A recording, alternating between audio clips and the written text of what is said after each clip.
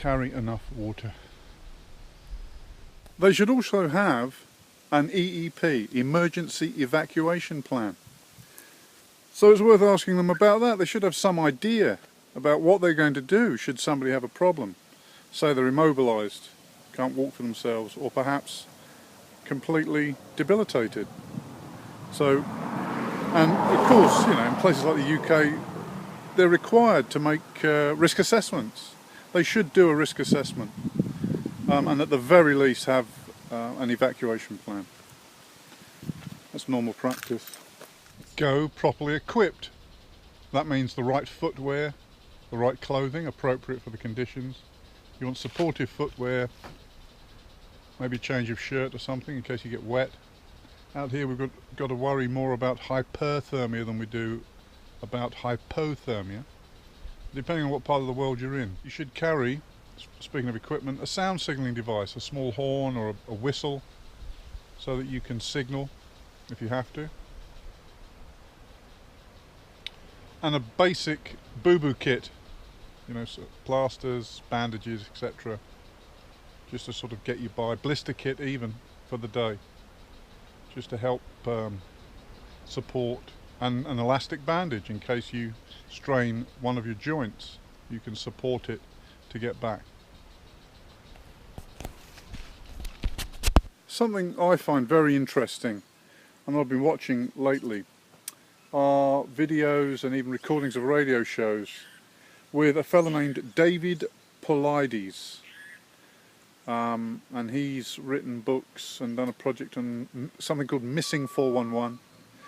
And he's done an enormous amount of work collecting and correlating information on hikers that die and go missing, and the circumstances, you know, under which they do go missing.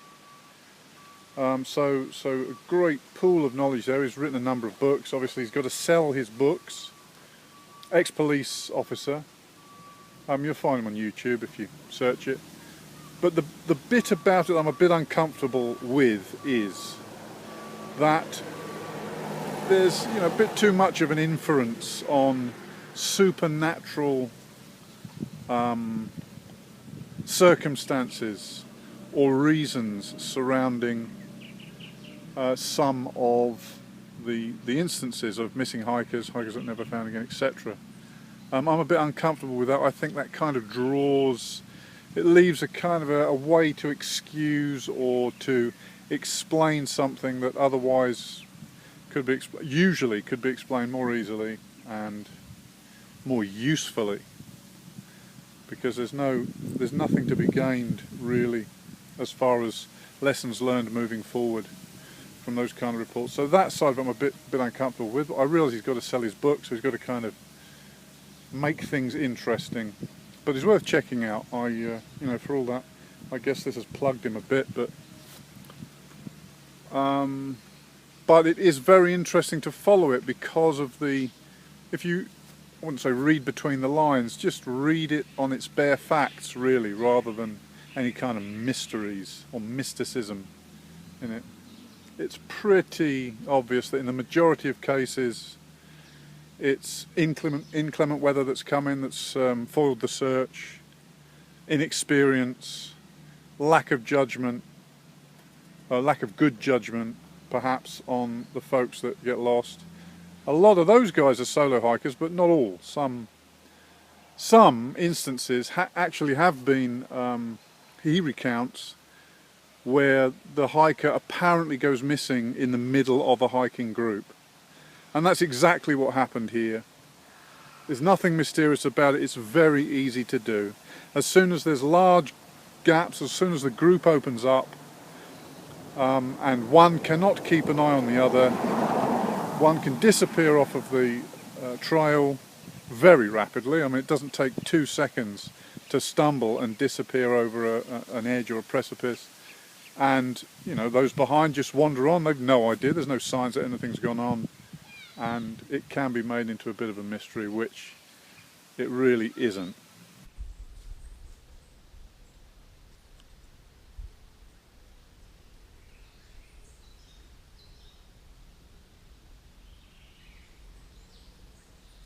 Which brings me to the other point, which is the buddy system. I've been involved in diver training for many, many years, and that's a very rigid doctrine as far as that goes. Again, it's a harsh environment, an unfamiliar environment, and you teach the buddy system. That means, you know, everybody moves in pairs and they look after each other and look out for each other. And that's something else I think that you should look for in the group hike organisers. That you're not really moving as a group because nobody does. As I said, everybody strings out. So they should also encourage the buddy system, and it's something that you should bear in mind. You hike with a buddy within the group. So basically it's a bunch of pairs. And that way the chances of anything going awry are very much reduced, because you've got an eye out for each other, and if one's having problems, the other can communicate to the rest of the group by whatever means. So that's it. That's my two penneth for what it's worth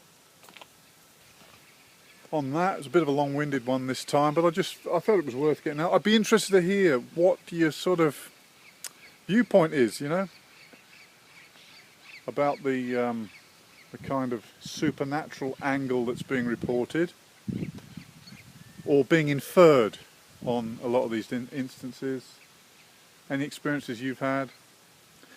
Pretty much the same kind of thing with my last video along these lines. I kind of threw it open because I'm very interested to hear your comments.